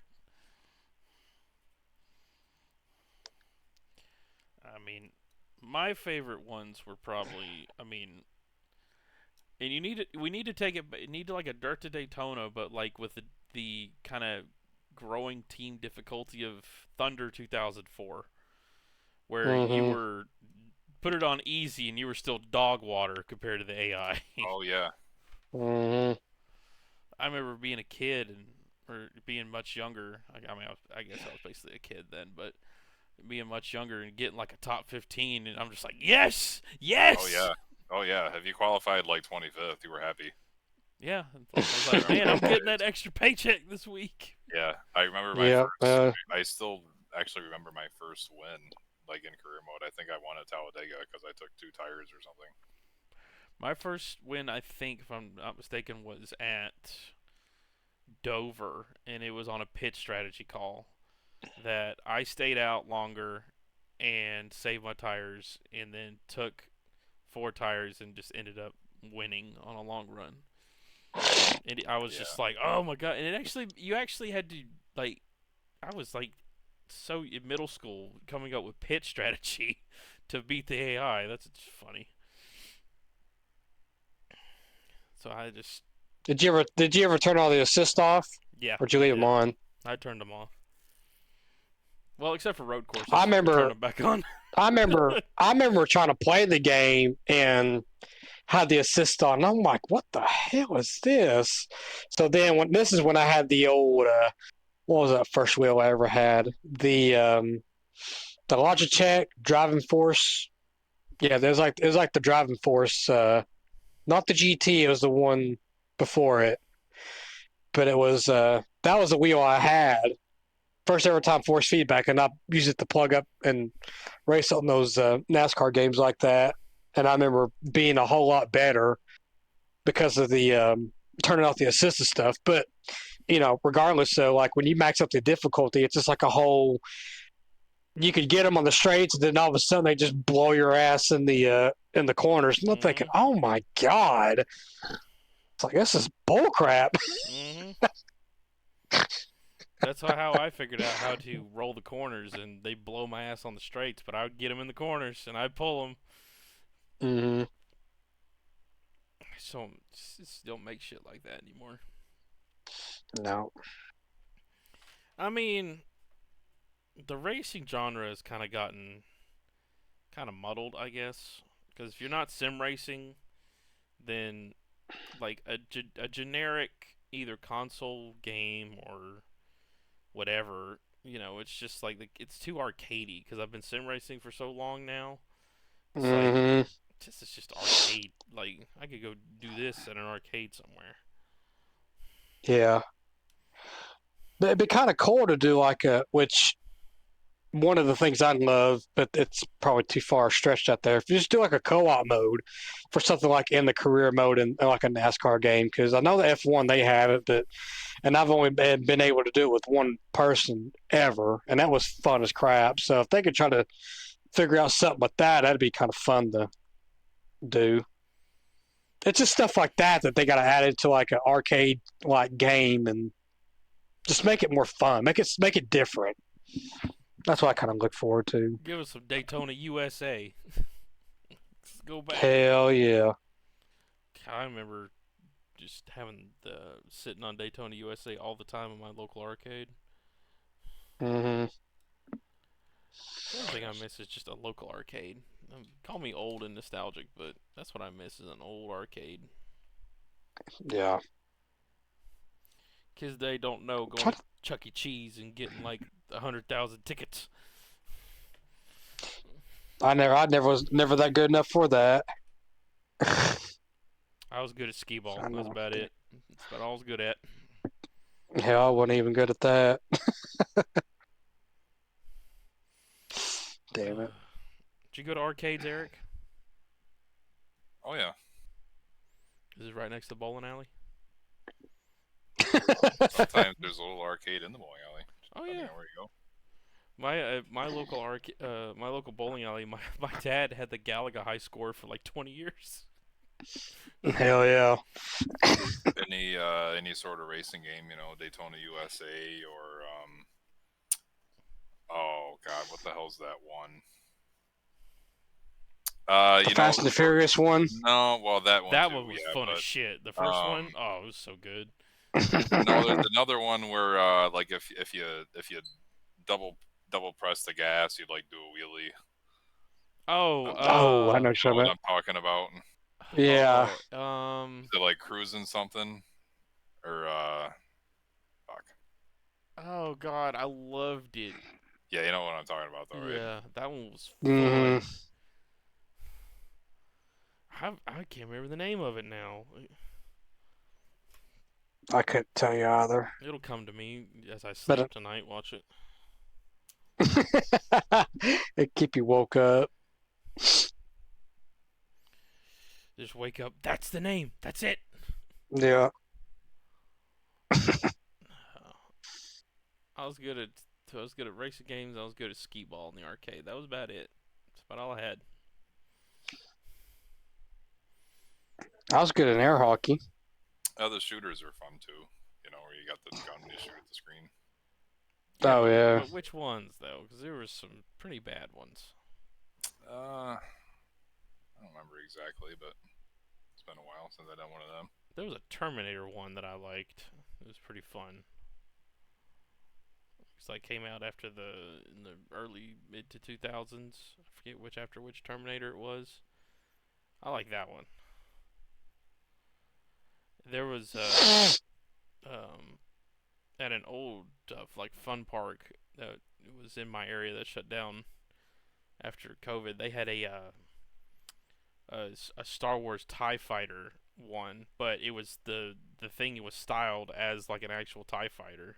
Like you sat in it and it looked like you were actually in one.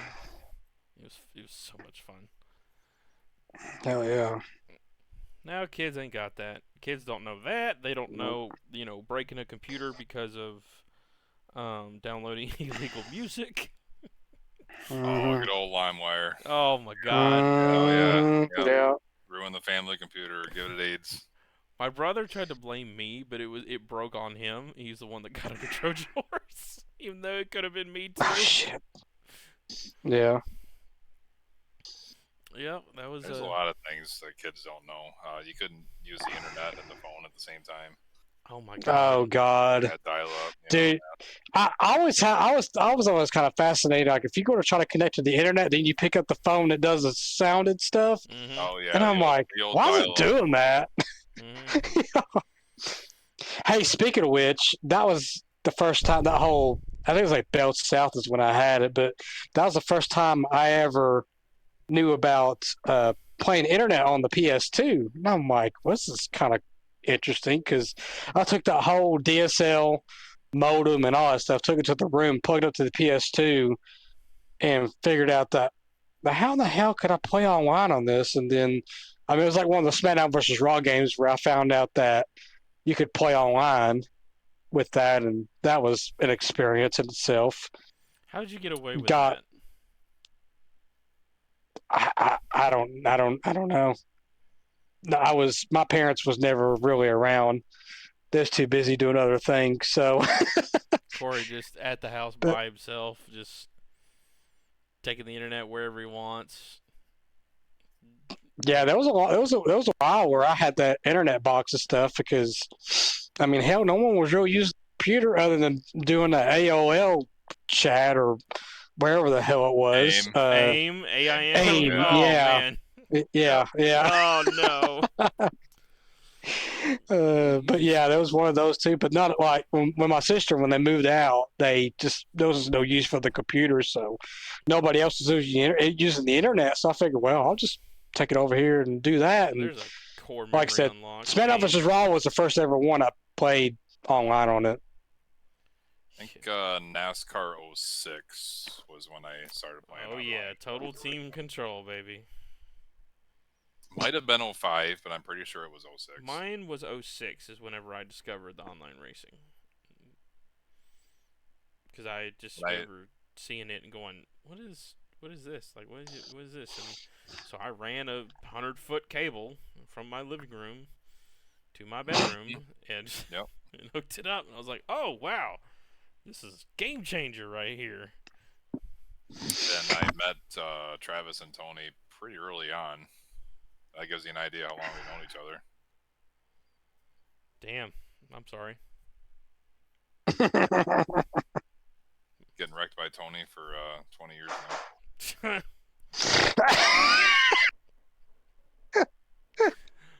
Was this even that's then good. going, oh, yeah, well, you see, here's Yeah. the thing. Wait a minute. See, that was my thing back then too. Is that how was you able? Did they have voice chat on that back then? I couldn't remember if they ever. Serious, Yep. Tony? We had headsets. You could talk to each other on that. Mm-hmm. Okay. It's the more we I had know. We had a little league. We had a website and everything. Back in Was it the day. NRL? Was that it? It eventually ended up being NRL, but I think on the Okay. PS2 days, I think it was called something else. But yeah, we had NRL on PS3 on like NASCAR. Yeah, that was when I joined in, because that was when I had NASCAR 09 and I Yep. joined in for the first time, and Yep. that's how I met you all. Yeah, that was fun back then. Yeah. In some ways, that was more fun than it is now. Mm-hmm. Hey kids, we didn't have Discord. We had to communicate through an actual website. That's another thing. Yeah. Dude, Eric, I still remember I remember the first ever race I won, and it was in Indianapolis. Second ever race, and I remember I think people was just so pissed about it because they just didn't expect it at all. And I'm like, well, okay. So, Nobody expects the but Thunder yeah, Thimble.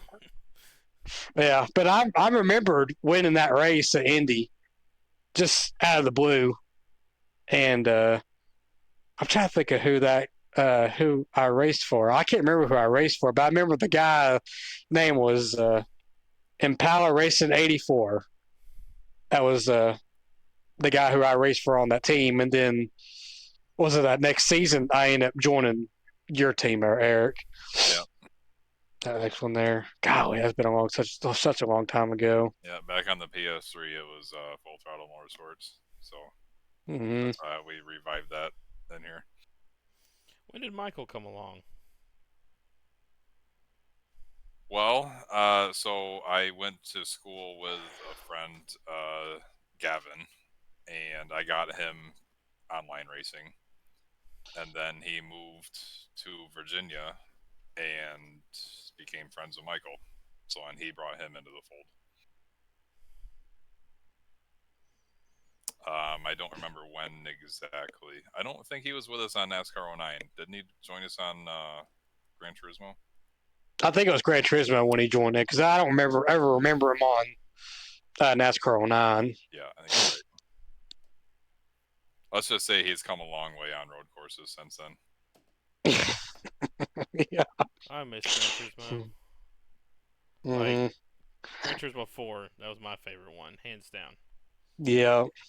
So I never had a wheel on the PlayStation, and so when we were all controllers, I could hang with Corey, and then Corey went and bought a wheel. Of course he did. Mm-hmm. Then it was game over for the rest of us. Of course he did.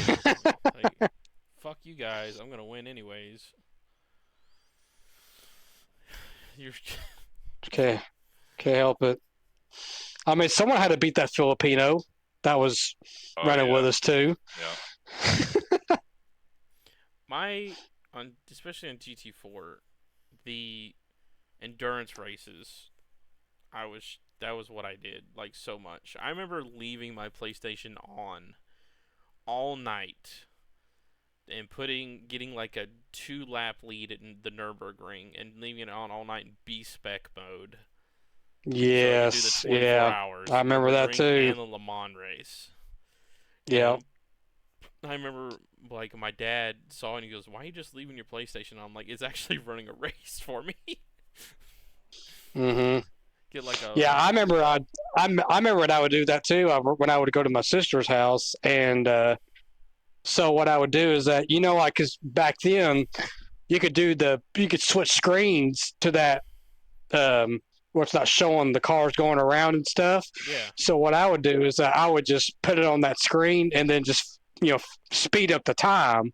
So really, you'd be having a 24-hour race done in 16 hours or so. Mhm. And then when I go to pit and then go out and stuff, because I had this down to a science to where they would do at this time, if you times it by 3 speed or whatever, then I would wake up then, because if I would nap in between, and then that would be around the range of when they go to pit. Mhm. So that way I could wake up at the time they go to make the pit stop. Then when they go back out, just put it back times 3 and they could take another nap. So I did that whole summer when I was out of school, just to get those races done. Oh my god, that was back whenever I came home from school for the summer and be like, I have nothing else planned but playing video games and cutting everybody's grass and making a little money on the side. I'll tell you one thing though. What I ended up doing was this. I think it's actually when I think it's when I graduated. Like it was like, after I graduated high school, and then I had really nothing going on in the summertime. So this was, I think, the Gran Turismo 5 era or so. So they really didn't have any kind of B spec to where you could just fast forward and stuff, but Mhm. you had to do it on A spec. So I remember no. on that summer doing the 24 hours, like I would run. Golly, I'm trying to remember how I did it, because I still kind of surprised myself doing that whole 24 hours by myself. So I think what it was is I did like 15 hours of it in one swing, went to bed, had the game paused and everything. It took like a 2 or 3 hour nap or so, and then I would finish it off. And that was brutal, especially when you're at Nürburgring and they had the rain and stuff. Oh, Mhm. God. It was terrible, especially when you had the old Bentley Speed 8, and that thing would just, you had too much torque on that thing. But yeah, that was a grind. I'll never forget that. Yeah, I remember me and my brother, we did our first Le Mans race, we tag teamed it. And almost like we were like a set of drivers. That's what it felt like. Because we had man, it was the Porsche one that won Le Mans, the orange and green one. Orange and green one. Yeah, the car got banned. Hang on, let me find it. Was it Porsche? Car got banned. Was it the Yeah. Oh, so that's the only one I really know of that was pretty popular in a. You said orange and green? Yeah, it was a 787B Mazda, Yeah. Oh, it was the Mazda. Excuse me, I thought it was a Porsche. the best sounding race car of all time. Yeah, we had that, Mm-hmm. and I did like the first 3 hours, and then I took a nap. He did 3 hours, and then I got up. He took a nap, and I did another 3 to 4 hours. And it's just like we round the clock, and it was just a summer we weren't doing anything, and so we were like Mm-hmm. we had like 3 endurance races left to win, and we had them all, and that was one of them. And my brother was like, "Look, we're not doing anything today." It was like a random Wednesday in June. He's like, let's just do this today." I was like, "Okay." So we started like 9 o'clock that morning and finished up 9 o'clock the next day. Yeah. See, my brother, he never liked anything like that, and he just like, because I remember trying to tell him about the wheel and the pedals and stuff, but he just never liked it. He'd much rather race on the controller, and I'm like, okay, whatever. But he would never do those 24-hour races with me. He wouldn't do it. Some brother. Wow. I know. He was more interested in like Dragon Ball Z and the wrestling and all that, I mean, which is fine. those are fun, Yeah. and I played them too. But the one time I really needed his help. When I needed you, you weren't there.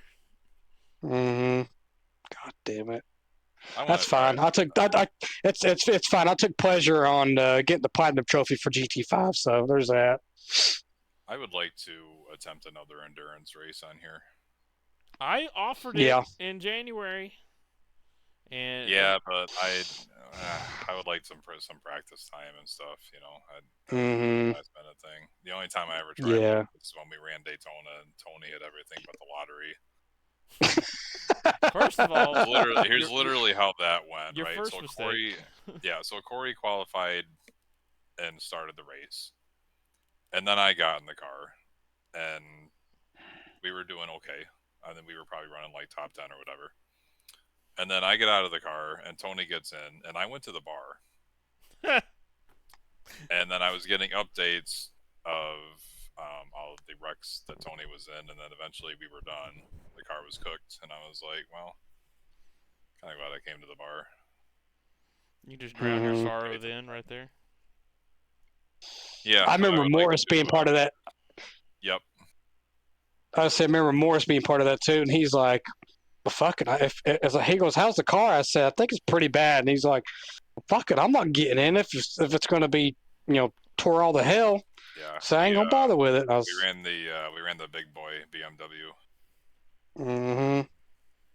But I would like to try it again. I don't know about maybe Daytona, but I think they do like the Glen 6 hours. There's a Sebring 12 hour. I'm looking at the events right now. Sebring was just last weekend. Oh, was it? This weekend or last weekend. Oh, yeah, it was. I see it there. The next one is Road America in the end of April. The Road America 500. Then, of course, the Indy 500, which I may run one of those. Coke 600, probably won't run that unless I remember one year the Coke 600, I ran 3 of them. I was stupid. I was stupid. Let me answer your question. I was stupid. I mean, I won one of them. I finished second in the other, and then the other one I finished like 8th. Because in the one I won, the last 200 laps were all green. Like the second half of the race, all green to the end. 200 laps. And I won on pit strategy. Let's see. What's Thruxton? I don't know what that is. There's 4 hours at Thruxton. We can do the Nürburgring, Eric. 24 hour. No. I wouldn't put that on anybody.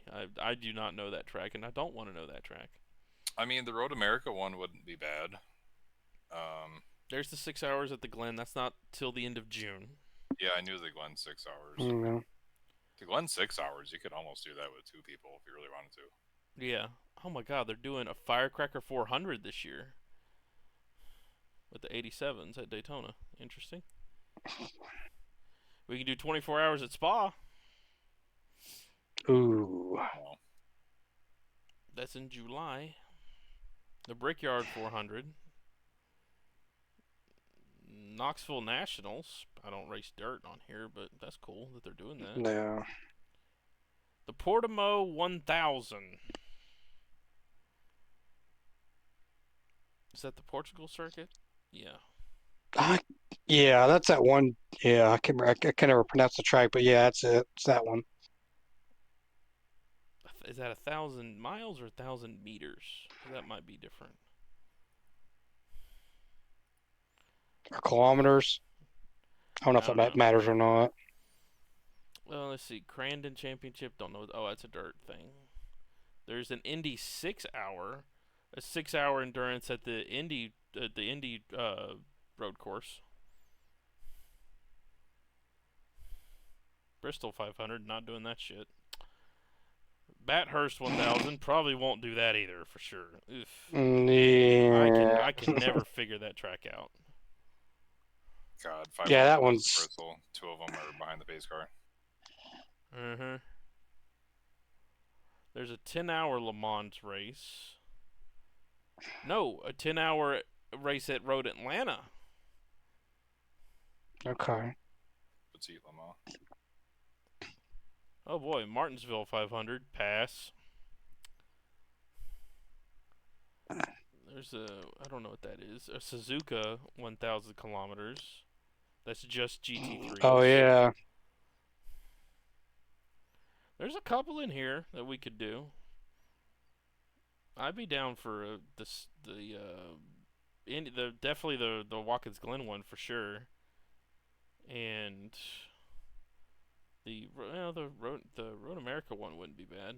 Yeah, Road America I'd consider. Okay, let me go back up though. All right, 6 hours at the Glen is GTP and Hyper with LMP2s and GT3s. Okay, so it's just normal IMSA stuff. What's the Road America one? Okay, the Road America one is only the Nissan GTP and the Audi Quattro GTO. Only those two cars. Oh, it's the old ones. It's the Okay. old 79 IMSA cars. You know Which what I'm one talking was about? that for? They were both in Gran Turismo. It's the 79 Nissan GTP, the ZXT, Oh yeah. the blue one. Oh, them. Yeah. Yeah, it's those two cars. That's the one at Road America. Hell, I'll do the 6 hours at the Glen with somebody. You can just two people that one, 3 hours and 3 hours. That wouldn't be bad.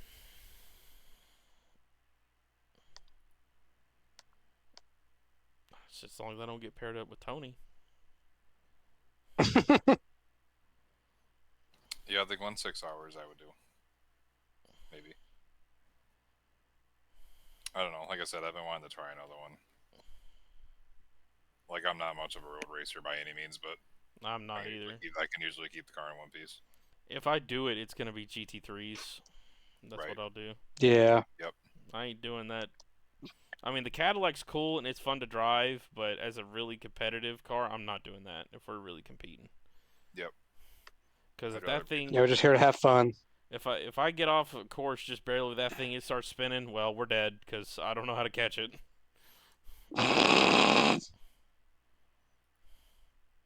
That's just the truth of the matter. I might run the Indy 500 this year, just one of them.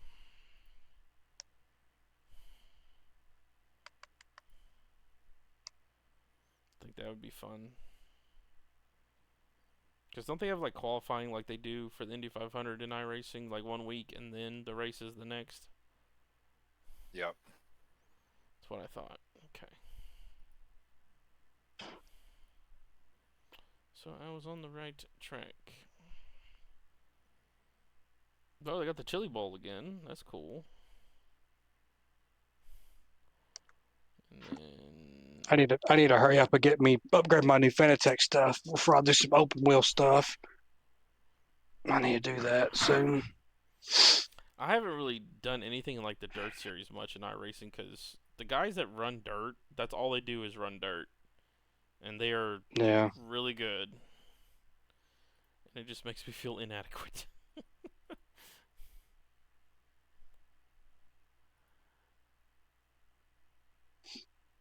I don't know. Thank you for that. Anytime. So, well, I think that's a good place to wrap up the podcast for tonight. We're almost at the 2-hour mark. We bullshitted for 2 hours. I think we've met our quota of bullshit for tonight. Yeah, I think that'll do it. We'll look forward to next week. Can't wait to get on here and complain about all the cautions we had in Martinsville. Mm-hmm. I can't wait Got to there die. Don't bother having me show up because I said don't bother me showing up because I'll probably be already dead. Corey's like gonna be on the holler for. Actually, yeah, I might not be here next week. I was really holding off on the toaster bath until after the podcast. from Laney. So still not on that. I'm just saying, dude, the odds of that happening, like, it is. I don't understand. Like, they need to The figure fact out. that it's pretty rare these Mm. days for somebody to blow up, and then he does it twice in 3 weeks. And not just like, oh, the engine kind of lost power. No, it exploded. Yeah, but Allgaier is winning races, so that's good. I'm So- not completely upset about NASCAR right now. That's the equivalent, everybody, of Erik is sitting in the bathtub. He's got the toaster, but he's not ready yet to throw it in because Allgaier's winning. Right. He has it on standby. Okay, so we'll call it there, I think, and I'll post this in the Discord.